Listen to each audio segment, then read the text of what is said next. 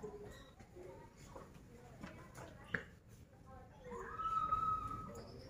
Bu, selamat pagi. Ya, halo.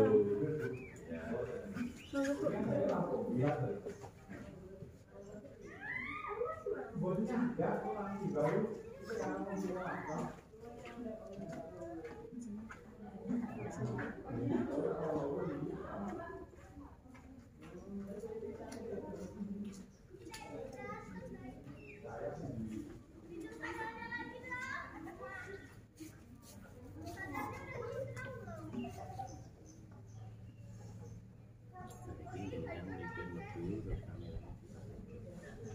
ya Mas ya.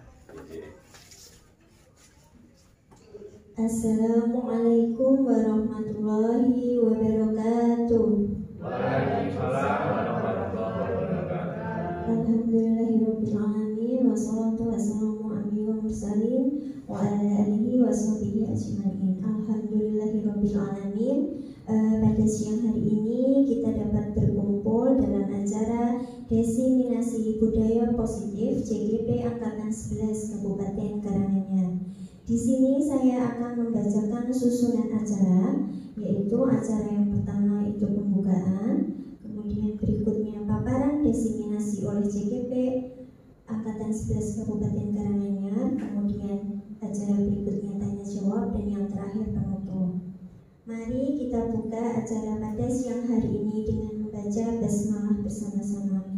Bismillahirrahmanirrahim.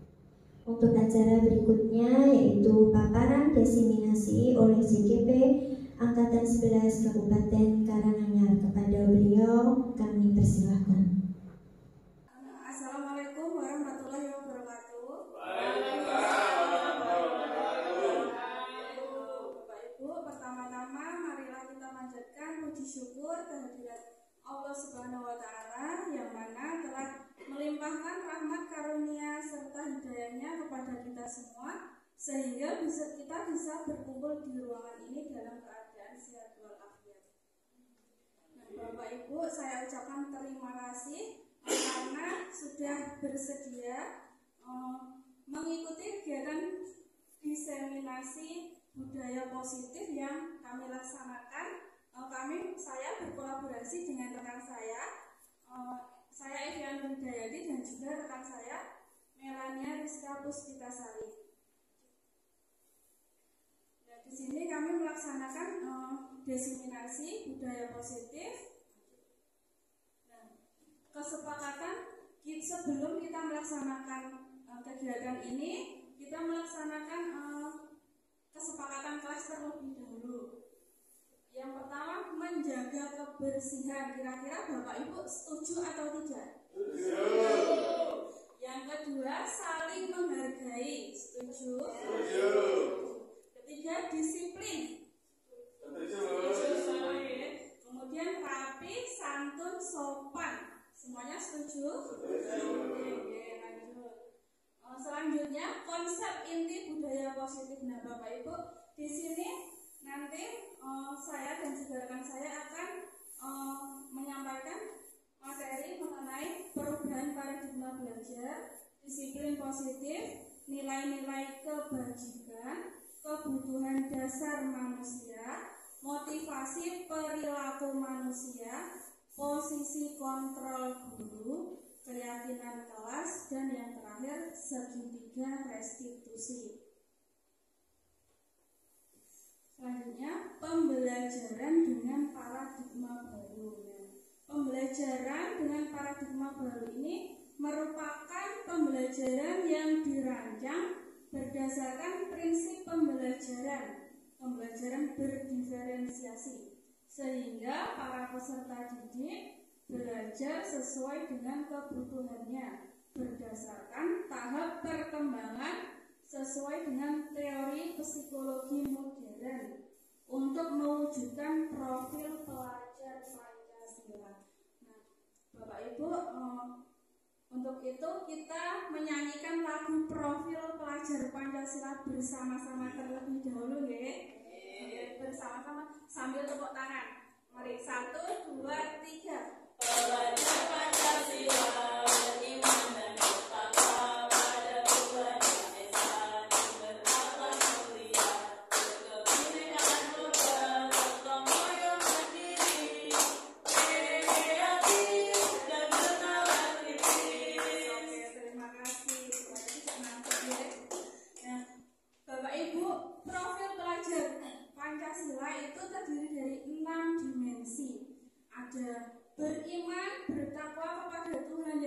desa dan berakhlak mulia, berkebinekaan global, bergotong royong, mandiri, kreatif, dan juga bernalar kritis. Nah, kira-kira Bapak Ibu, dari 6 karakter ini yang sudah menjadi kebiasaan di sekolah Bapak Ibu, yang mana nggih? Mungkin ada yang mau menyampaikan? Bu Eka.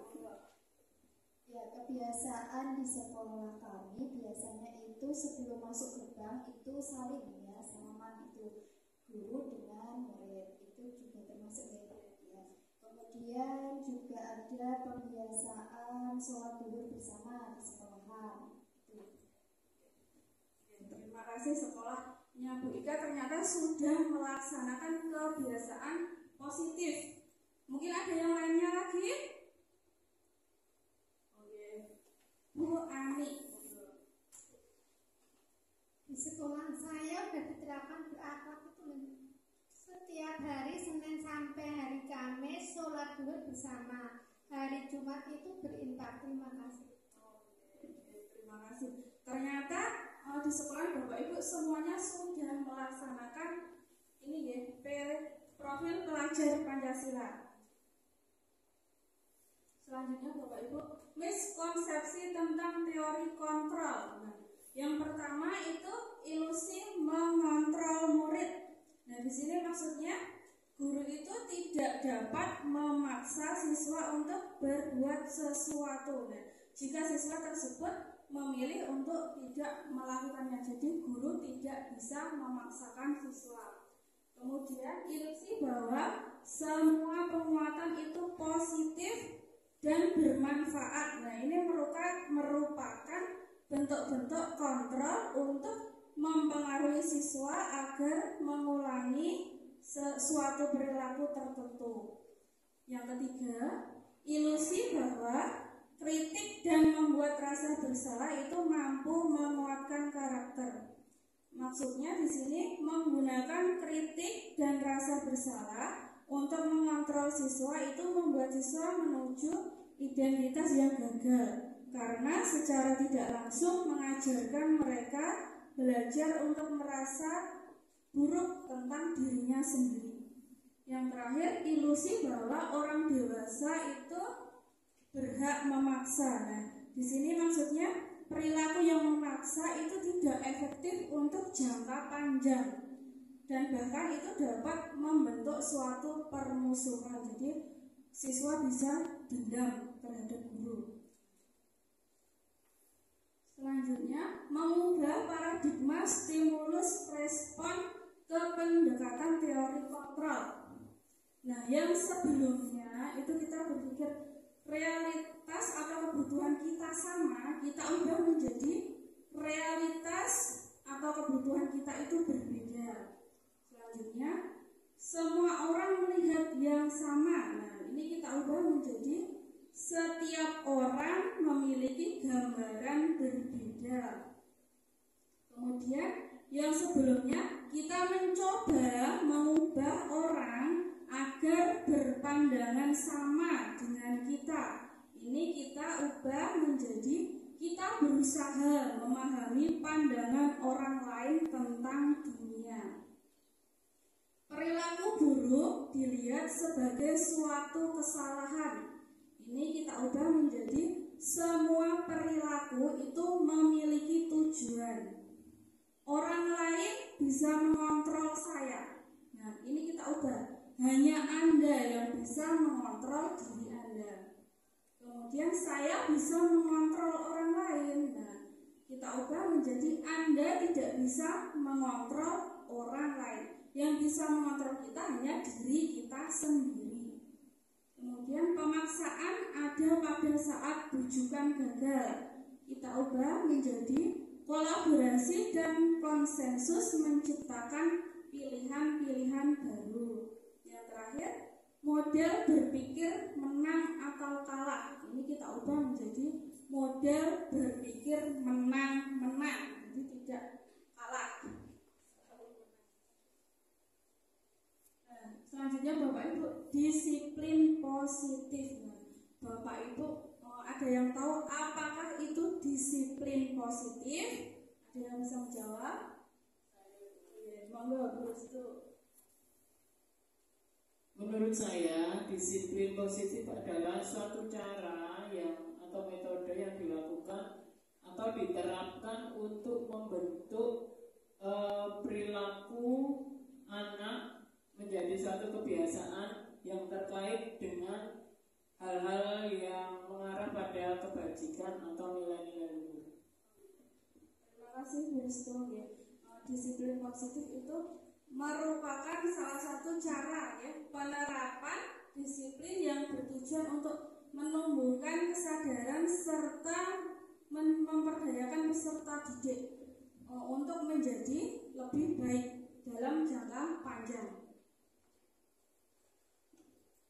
Sebagai pendidik, Bapak Ibu, tujuan kita itu adalah menciptakan peserta didik yang memiliki disiplin diri sehingga mereka berperilaku mengacu kepada nilai-nilai kebajikan universal dan memiliki motivasi intrinsik dalam perubahan perilaku ke arah yang lebih baik.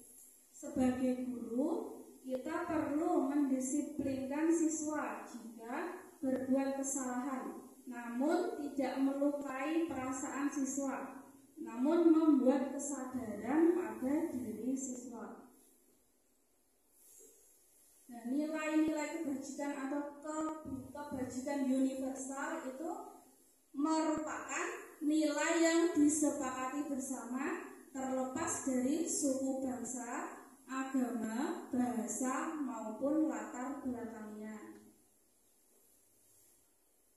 Nah, Bapak Ibu, ini merupakan contoh nilai kebajikan institusi atau organisasi.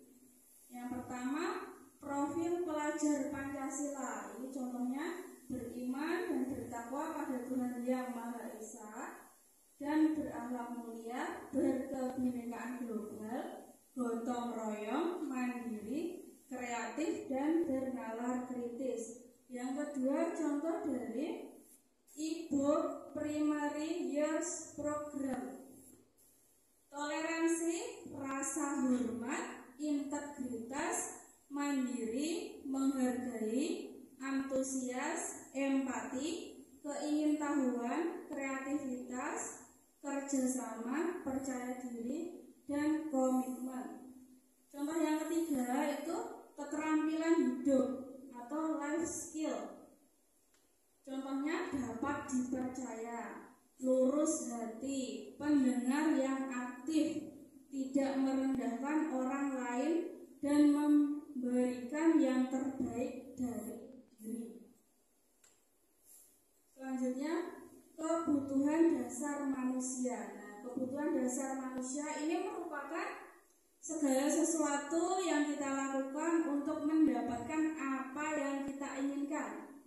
Seluruh tindakan yang kita lakukan ini memiliki tujuan tertentu, dan semua usaha terbaik yang kita lakukan adalah dalam rangka supaya kebutuhan dasar kita itu juga terpenuhi dengan baik. Bapak Ibu, kebutuhan dasar manusia ini ada 5. Yang pertama, kebutuhan bertahan hidup. Kemudian kebutuhan kasih sayang dan rasa diterima. Ketiga, penguasaan. Keempat, kebebasan. Dan kelima, kesenangan. Nah, kebutuhan bertahan hidup ini meliputi apa saja nih? Oh iya. Makasih Bu, atas waktunya Bu, kaget ya. Ternyata ketika dikagetin kita menjadi tidak ngantuk. Iya, alhamdulillah.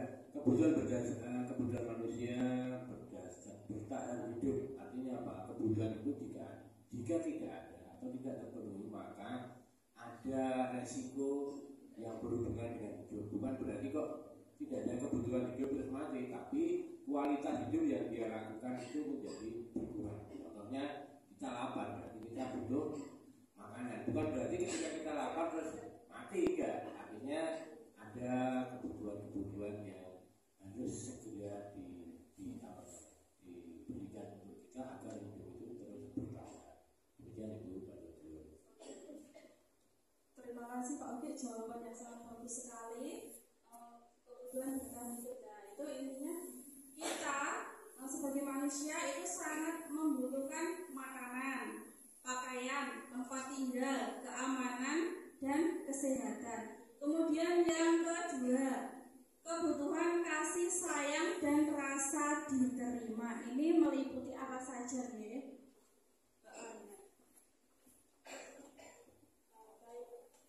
Kebutuhan dasar manusia dari kasih sayang dan rasa diterima itu meliputi rasa diterima, dipedulikan, berbagi, kerjasama, dan menjadi bagian dari kelompok.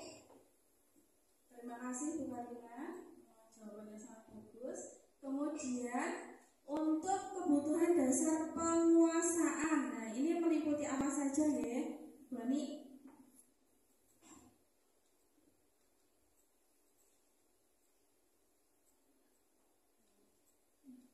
Harga diri, keinginan untuk dianggap, memimpin, dan berprestasi. Terima kasih.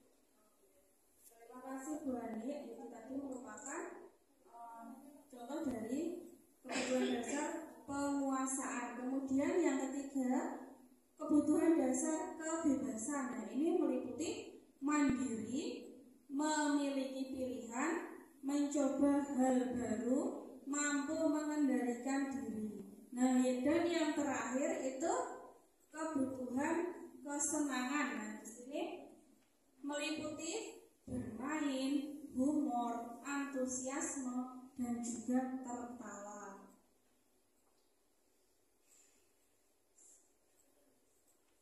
Nah, selanjutnya Bapak Ibu ini motivasi perilaku manusia. Nah, manusia itu kita setiap melakukan sesuatu pasti mempunyai motivasi.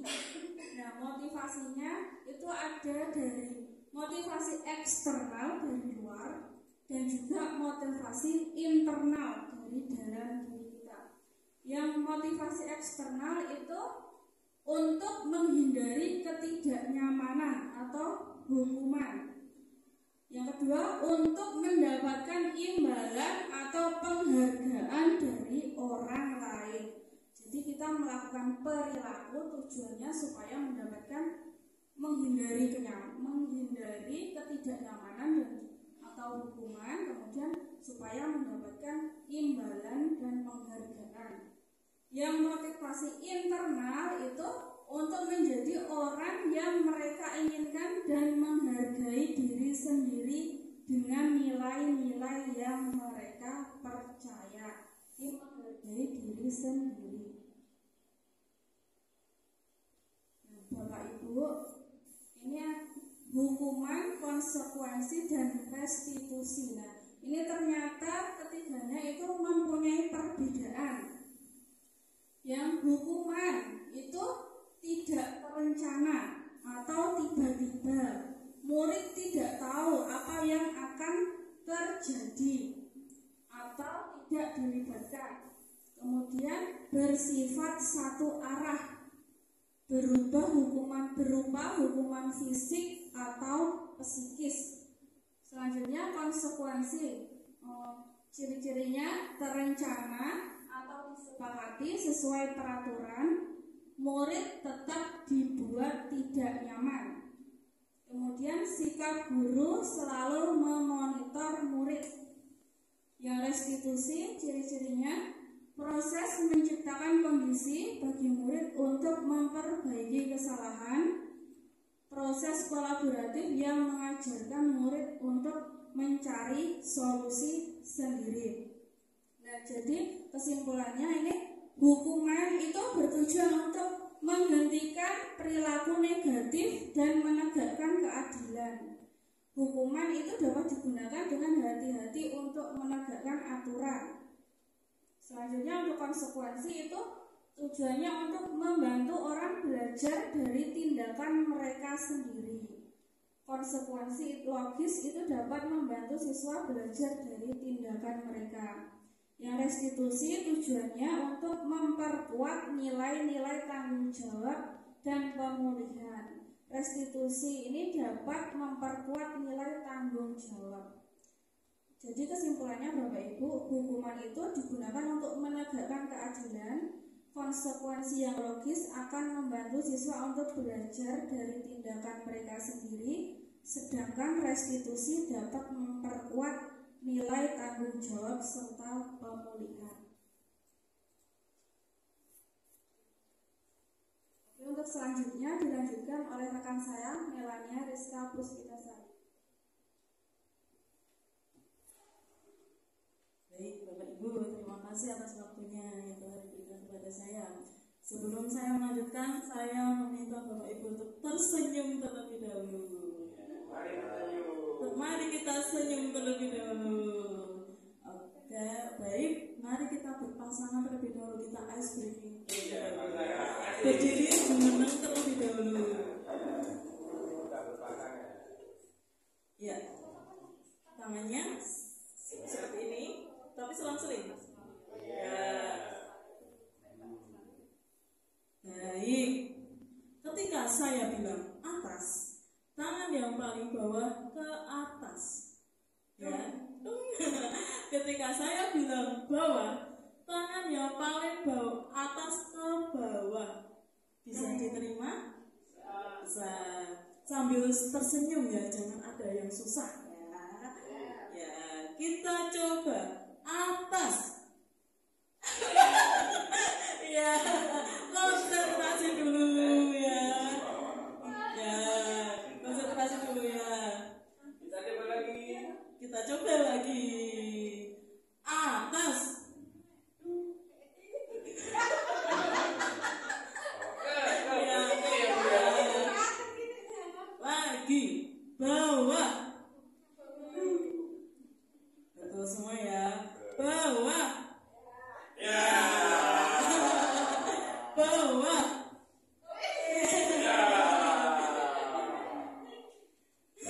Atas. Ya. Bawah. Ya. Bawah. Ya. Bawah. Ya. Bawah. Ya. Atas. Ya. Tepuk tangan untuk kita semua. Bapak Ibu luar biasa sekali ya. Masih semangat di ruangan ini? Ya. Saya akan lanjutkan materinya ya. Ada 5 posisi kontrol guru. Sebelum saya belajar materi ini, saya belum paham ya posisi kontrol guru. Setelah belajar, oh iya, saya pernah di posisi itu. Mungkin Bapak Ibu guru juga pernah di posisi itu. Yang pertama ada penghukum, pembuat merasa bersalah, teman, pemantau, dan juga manajer. Apakah itu semua? Mari kita lihat. Ya. Oke, kembali dulu ke slide yang tadi. Oke, penghukum. Penghukum di sini kira-kira arti dari kata penghukum itu sendiri apa? Iya. Ya, penghukum itu guru ketika melihat murid atau siswa yang melakukan kesalahan, maka guru itu langsung memposisikan diri, mengambil langkah, memanggil murid dan memberikan hukuman atas apa yang dilakukan oleh murid. Jadi murid ketika kesan murid ketika bertemu dengan seorang guru yang demikian, maka murid biasanya akan untuk menghindar atau menghindari atau berbuat kesalahan tapi langsung pergi agar tidak terkena hukuman. Demikian Bu. Terima kasih Bapak, jawabannya sangat luar biasa sekali. Jadi penghukum ini bisa berupa hukuman fisik ya. Zaman dahulu kita bersekolah terlambat, lari, ya lari itu keliling lapangan 7 kali, ya. Menghormat bendera atau menulis saya terlambat sampai 200 kali, ya. Lalu membuat rasa bersalah. Membuat rasa bersalah itu dari kata itu dulu. Saya meminta Bapak Ibu, monggo Bapak, membuat rasa bersalah. Terima kasih waktu yang telah diberikan kepada saya. Saya mencoba memberikan sesuatu dari pertanyaan pendidikan tadi membuat merasa bersalah. Kita sebagai seorang pendidik, sebelum kita belajar tentang ini semuanya pasti merasakan, ya. Terus juga pernah merasakan membuat anak itu merasa bersalah, yang nantinya anak itu bisa down dan juga nanti bisa karena tindakan kita sebagai seorang pendidik, akhirnya peserta didik kita akan merasa bersalah selamanya dan akan diingat sepanjang hidupnya. Membuat merasa bersalah, misalnya saya mengatakan nih, kamu kok Dik, kemarin tidak masuk, kamu tidak menjadi siswa yang baik ya kok tidak masuk gitu. Seperti itu Bu, Mas. Ya, tadi jawaban yang sangat luar biasa. Tadi penghukum tadi biasanya fisik, ya. Biasanya perkataannya seperti apa ya Bapak Ibu kira-kira? Bu Hani kalau sebagai penghukum itu biasanya perkataannya Bapak Ibu guru seperti apa? Terima kasih. Seperti penghukum.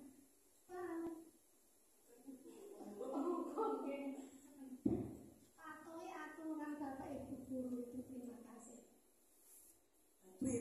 Patuhi aturan saya ya. Kalau tidak nanti ngomong saya hukum. Atau awas, ya. Awas jangan terlambat lagi. Ya, seperti itu.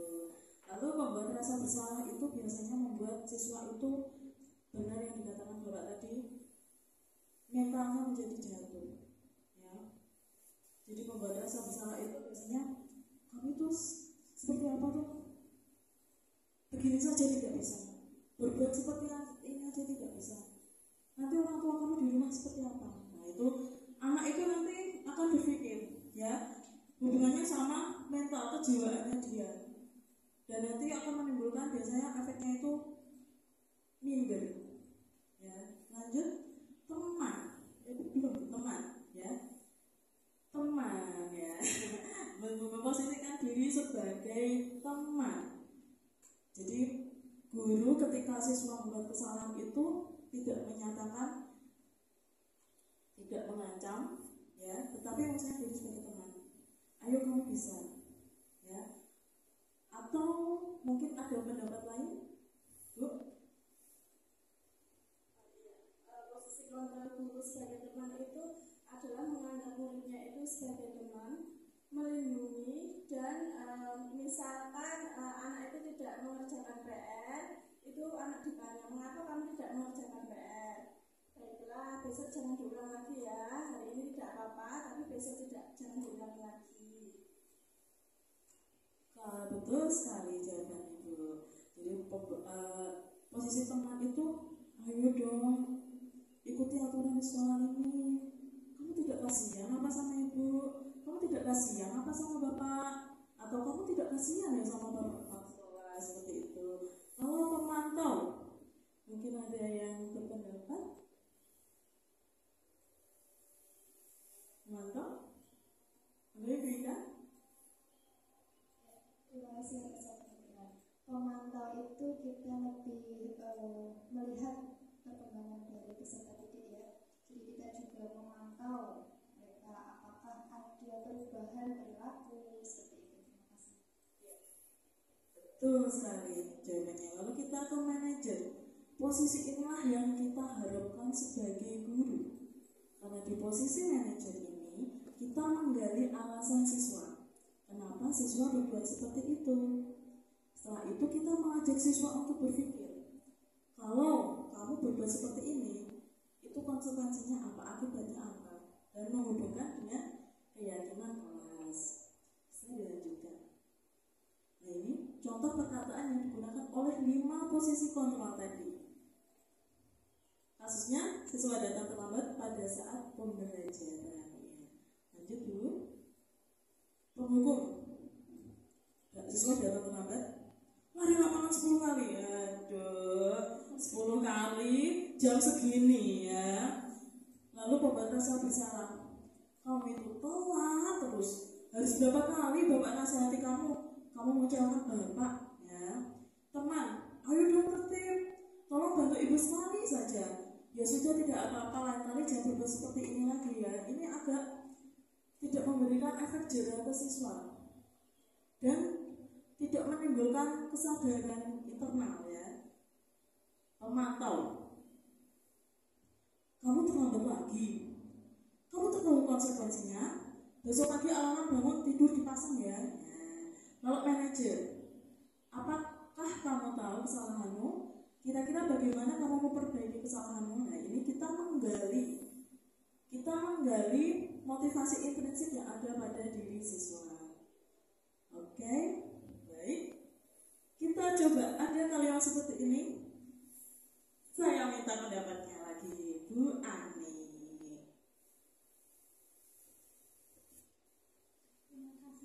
Posisi kontra apakah aku? Ya aturan saya, aku awas penghukum. Iya, menurut Bu Ani itu penghukum. Kenapa ya kita penghukum?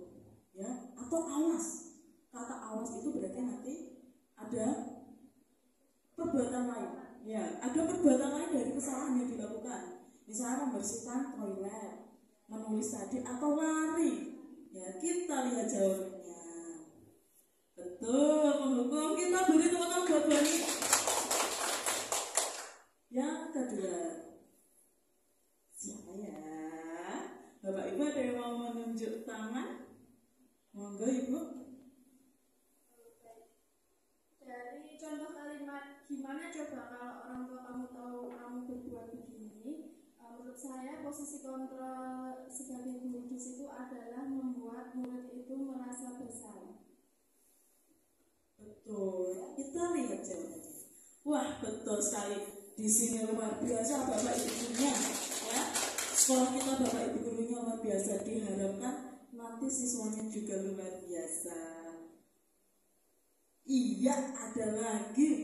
Siapa yang mau menunjukkan diri, mengutarakan pendapat? Tidak ada yang benar maupun tidak ada yang salah. Monggo Bu Ika. Dari posisi kontrol apakah aku? Ayo bantulah demi Bapak ya. Itu posisi kontrol teman. Coba kita lihat lagi. Betul sekali teman ya. Ayo bantulah demi Bapak ya. Kok seakan-akan antara guru dan siswa tidak ada sekatnya ya. Seharusnya guru itu memposisikan diri sebagai among, sebagai orang perwakilan orang tua di sekolah ya. Lanjut. Nah ini siapa? Pak Tugime. Oke, sanksi atau konsekuensinya apa? Coba dari sebuah kesalahan yang kamu perbuat. Ya, di sini posisinya sebagai manajer. Iya. Mari kita lihat apakah itu sebagai manajer. Saya di sini seperti ya Bapak Ibu reporter sepak bola ya. Lanjut lagi. Baik, siapa ini? Pertanyaan terakhir tenang saja. Habis ini tidak ada pertanyaan. Ya. Siapa ini yang terakhir yang akan menjawab? Saya Bu. Baik, Bapak. Terima kasih Bu Melani yang menyampaikan materi presentasinya pada siang hari ini cukup luar biasa dengan pertanyaan pematik yang hebat-hebat sehingga membuat kami semuanya tidak ngantuk pada kesempatan siang hari ini. Saya akan mencoba Bu Melani, jika kamu memperbaiki ini, hal ini menunjukkan apa tentang dirimu? Nah, sebagai manajer Bu. Apa sudah? Betul, dan jawabannya itu betul, sangat tepat ya. Manajer ya. Lanjut. Nah, kita ke materi selanjutnya, yaitu keyakinan kelas. Kalau dulu kita waktu di sekolah SD, sekolah dasar maupun kita waktu masa sekolah itu ada namanya peraturan kelas, dilaminating, ditempel di dinding di depan, atau dipasang di pas foto di depan, ditempel di depan kelas. Atau hanya sekolah saya atau kelas saya atau Bapak Ibu guru juga mengalami? Nah, itu peraturan kelas itu kira-kira apakah kita berkontribusi sebagai siswa dulu? Tidak. Apakah perbedaan keyakinan kelas dan peraturan kelas? Mengapa keyakinan kelas? Kenapa tidak seperti zaman kita sekolah dulu? Kenapa bukan peraturan kelas? Baik, next. Ya. Menentukan keyakinan kelas. Keyakinan kelas itu bisa lebih abstrak daripada peraturan. Misalnya tidak membeda-bedakan teman. Ya, itu lebih abstrak. Abstrak itu sesuatu yang orang itu lalu ya berupa pernyataan universal bisa diterima oleh khayal umum. Maksudnya sifatnya itu general, ya, tidak bersifat untuk kelompok tertentu di kelas itu, tetapi untuk anggota di kelas tersebut dapat diterapkan di kelas. Ya namanya saja keyakinan kelas, ya. Keyakinan lapangan. Ya. Bersedia meninjau kembali keyakinan kelas dari waktu ke waktu. Jadi kalau ada murid yang melakukan kesalahan, sebagai posisi kita di manajer tadi, kita meninjau kembali keyakinan kelas, ya. Lalu menghubungkan dan mengharapkan murid itu berbuat tidak melakukan kesalahannya lagi. Dibuat dalam bentuk positif. Kalau di sekolah kita dulu dilarang mencontek, dilarang apa kalau itu makan dan minum, dilarang makan dan minum di kelas saat pelajaran. Ada kata negatifnya, dilarang, jangan, tidak boleh. Tetapi keyakinan kelas itu harus berupa kalimat positif. Kalau positif contohnya seperti apa? Ada yang mengutarakan pendapat, Bapak Ibu? Misalkan tadi dilarang mencontek, kalimat positifnya kerjakan ulangan dengan jujur. Mengerjakan ulangan dengan jujur, betul. Dilarang mencontek, itu kan kalimat negatif. Lalu semua warga kelas sebenarnya ikut berkontribusi, tidak hanya siswa, tidak hanya guru, tetapi kita sepakati siapa yang akan menaati keyakinan kelas ini. Nanti kami berdua akan mendemonstrasikan pembuatan keyakinan kelas. Lanjut dulu. Nah, kita masuk ke segitiga restitusi. Segitiga restitusi adalah proses menciptakan kondisi bagi peserta didik untuk memperbaiki kesalahan. Jadi memperbaiki kesalahannya itu bukan dengan hukuman, bukan juga dengan hadiah, apresiasi. Saya dulu itu belum belajar materi ini, saya kira guru itu memberikan apresiasi itu merupakan hal yang bagus. Tetapi jika dilakukan terus-menerus, itu tidak menimbulkan efek yang bagus. Karena apa? Tidak menimbulkan kesadaran yang ada pada diri siswa. Saya berbuat ini, oh saya ingin hadiah dari ibu itu, saya ingin uang misalnya, saya ingin diberi pensil. Tetapi di segitiga restitusi ini, itu kita menimbulkan motivasi intrinsik, motivasi internal, kesadaran, keyakinan. Kalau kamu berbuat ini, mengapa kamu berbuat seperti itu? Mari kita saksikan lagi. Ya, ada 3 tahapan. Bapak, boleh dibantu saya membaca? Boleh. Terima kasih Bu Melani. Ya, menstabilkan identitas Bu Melani. Ya. Kita semua akan melakukan hal terbaik yang bisa kita lakukan, itu menstabilkan identitas. Selanjutnya, validasi tindakan yang salah. Itu semua perilaku memiliki alasan. Dan yang terakhir, menanyakan keyakinan bahwa kita semua memiliki motivasi internal. Terima kasih ya sudah dibacakan dengan sangat bagus ya. Menstabilkan identitas. Kita next dulu. Ya, langkah pertama itu menstabilkan identitas. Mengapa menstabilkan identitas? Pada saat melakukan pelanggaran, biasanya misalnya ada kasus anak berkelahi, si Anton sama Budi ya berkelahi, pasti emosinya tinggi semua, mau berlari. Nah itu, kalau guru memanggil, kamu itu langsung memarahi emosi guru yang dahulu yang keluar. Anak juga masih dalam keadaan emosi. Anak itu tidak akan berpikir jernih. Nah, dengan stabilkan identitas ini, kita meredam, ya kita berusaha meredam emosi anak dulu. Ya. Biasanya perkataannya seperti itu. Ya, guru tahu ya kamu melakukan ini. Guru juga dulu pernah sebagai siswa juga. Guru pun juga manusia. Kalau manusia pasti melakukan salah, iya. Lalu yang kedua, ini tidak ada manusia yang sempurna, ya. Saya juga pernah melakukan salah seperti itu. Kita redam emosi anak, ya. Lalu setelah kita redam emosinya, kita tanyain. Tadi sudah diterangkan oleh Ibu Evi.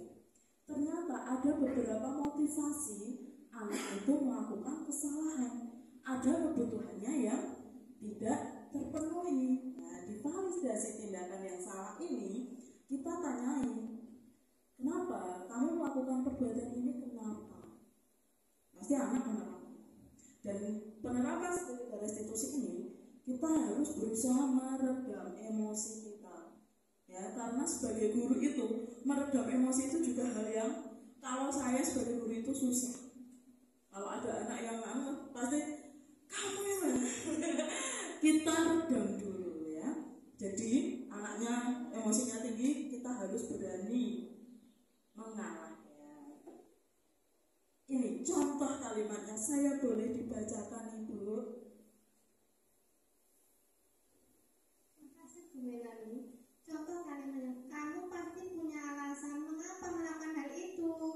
Kamu patut bangga pada dirimu sendiri karena kamu telah melindungi sesuatu yang penting buatmu. Kamu boleh mempertahankan sikap itu, tapi kamu harus menambahkan sikap yang baru. Terima kasih. Lanjut. Anak ketiga itu menanyakan keyakinan, seperti yang sudah saya terangkan tadi. Menanyakan keyakinan yang sudah kita sepakati ya. Sudah kita sepakati, bukan kita buat. Sepakati antara guru dan siswa ya. Lanjut dulu. Nah, ini apa yang kita percaya sebagai kelas atau keluarga? Kita percaya apa?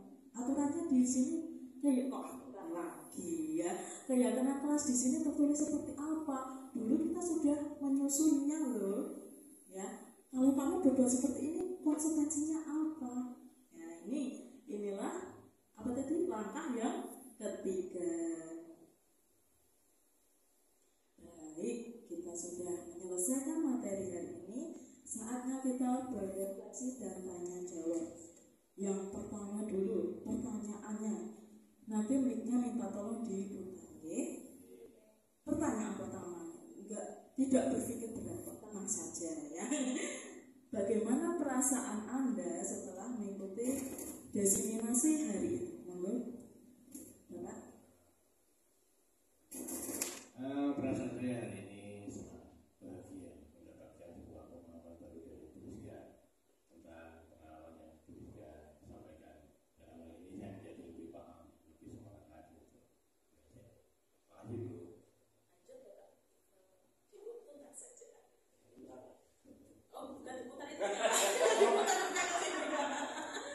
Terima kasih Bu Melani menjawab apa yang ada pada diri saya tentang materi yang penjenengan sampaikan dan juga perasaan saya setelah mendapat materi dari penjenengan. Saya merasakan termotivasi, senang sekali dengan apa yang penjenengan berikan pada siang hari ini sehingga menambah ilmu untuk diri saya. Terima kasih.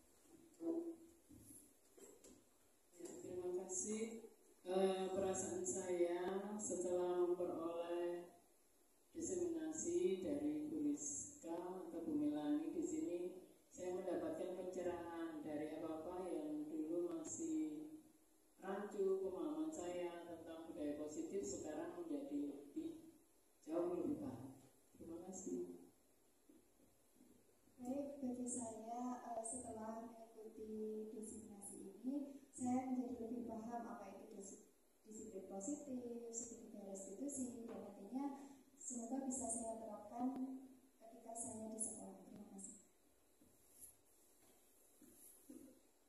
Untuk refleksi pada hari ini, setelah Bu Melani dan Ibu Evi menjelaskan memaparkan tentang disiplin positif, perasaan saya tentunya senang karena mendapatkan ilmu baru mengenai disiplin positif yang pastinya nanti akan saya implementasikan pada sekolah saya. Terima kasih. Terima kasih. Refleksi hari ini adalah setelah saya mendengar dari definisi Bu Rizka, saya merasa senang hari ini dan mendapat ilmu yang baru. Disiplin seakan saya terapkan di sekolah saya. Terima kasih. Terima kasih atas refleksinya. Mari kita masuk ke kegiatan desiminasi 2. Berbagi praktik baik segitiga restitusi dan keyakinan. Kelas ini kami berdua sudah mencoba mempraktikkan segitiga restitusi. Kami bagi menjadi 2 kasus dan pembuat segitiga restitusinya saya dan juga Bu Evi. Untuk kasus pertama itu ada seorang anak bernama Jessica, Yohana, dan Naila. Nah, Jessica itu tiba-tiba merebut bukunya Naila sehingga bukunya robek. Sedangkan Yohana itu bilang permisi dahulu, baru Naila meminjamkan bukunya dan bukunya aman, tidak robek ataupun tidak rusak. Mari kita lihat videonya.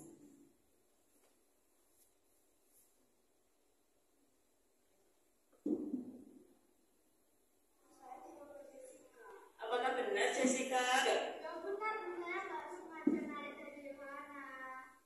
Gimana kronologinya kok bisa kesobek bukunya?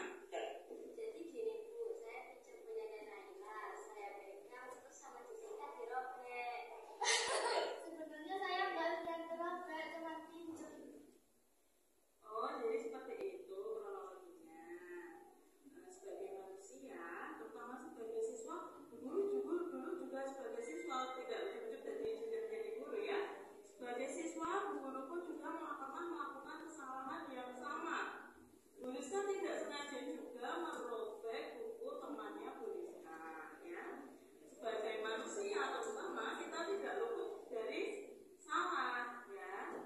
Nah, kenapa kesalahan itu bisa terjadi? Ya, mari kita lihat coba. Tadi bukunya Naila dipinjam sama Yohana, kok tidak robek ya? Tapi setelah dipinjam Jessica kok jadi robek. Yohana pinjamnya gimana? Pinjamnya pakai permisi Bu. Kalau pinjamnya pakai permisi itu kan tidak rusak, ya. Berarti Jessica tadi pinjam ke Yohana, pinjam bukunya Naila ke Yohana pakai permisi tidak? Nah, kalau pinjamnya pakai permisi itu kan lebih sopan, dan yang dipinjami itu lebih siap sehingga bukunya bisa dikasihkan. Jessica tidak apa-apa melakukan kesalahan. Untuk selanjutnya harus pakai apa untuk meminjam buku? Harus pakai kata permisi. Iya. Kalau Jessica sanggup tidak melakukan kata permisi itu, karena bukunya sudah robek, Jessica minta maaf ke Naila ya, karena bukunya itu bukunya Naila.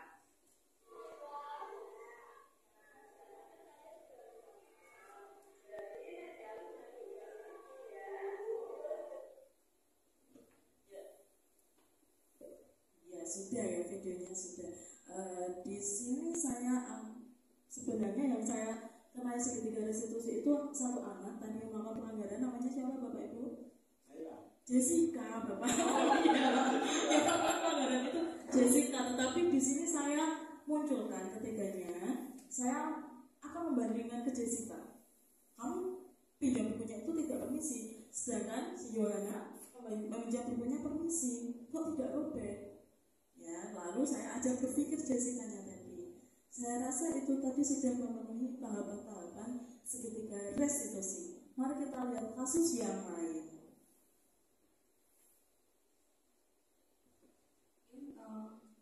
Bapak Ibu, ini contoh penerapan segitiga restitusi. kasus yang kedua itu Queen adalah siswa kelas 5 di SDN Karangbangun. Rumah Queen itu dekat dengan sekolahan. Namun Queen hari ini datang terlambat karena tidur yang terlalu malam. Queen tidur terlarut malam, alasannya karena bermain gawai. Guru menggunakan segitiga restitusi untuk menerapkan disiplin positifnya. Selanjutnya, guru memenuhi kebutuhan dan mendamaikan keadaan. Untuk videonya berikut ini.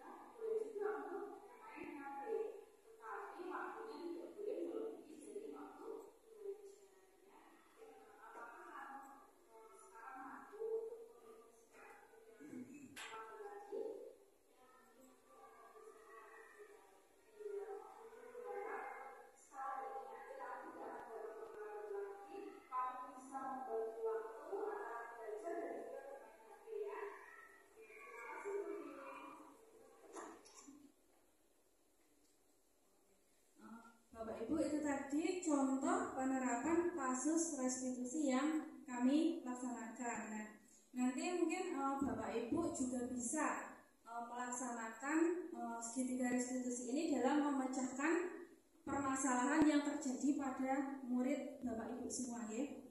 Untuk selanjutnya Bapak Ibu, nah ini merupakan contoh penerapan penyusunan keyakinan kelas. Kemarin kita melakukan kolaborasi menyusun keyakinan kelas bersama.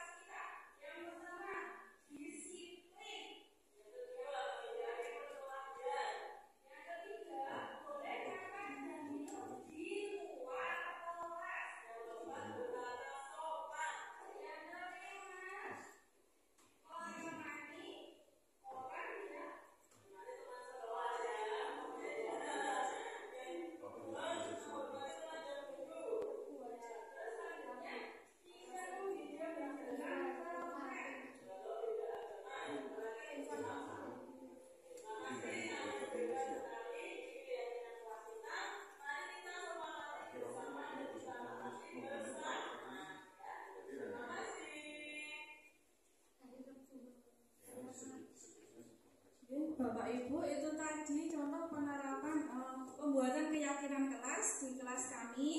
Nah, untuk selanjutnya di akhir sesi kesimpulan. Nah, kesimpulan dari diseminasi ini tadi, dalam penerapan program disiplin positif, hendaknya kita sebagai guru itu memiliki standar kepribadian profesional yang baik, di mana guru mampu merefleksi dirinya dalam posisi kontrol saat ini. Bagaimana perjalanan dirinya sebagai among atau manajer yang mampu menuntun murid-muridnya menjadi insan yang mandiri, merdeka, dan bertanggung jawab.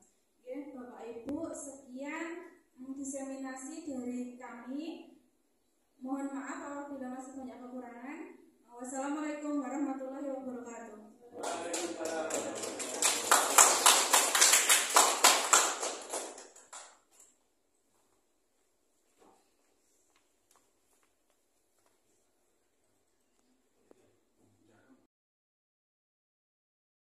Alhamdulillah, acara pada siang hari ini sudah kita laksanakan dengan lancar. Saya ucapkan terima kasih kepada Bapak Ibu yang sudah berkenan hadir pada siang hari ini. Untuk menutup acara pada siang hari ini, mari kita membaca hamdalah bersama-sama. Alhamdulillahirabbil alamin. Wassalamualaikum warahmatullahi wabarakatuh.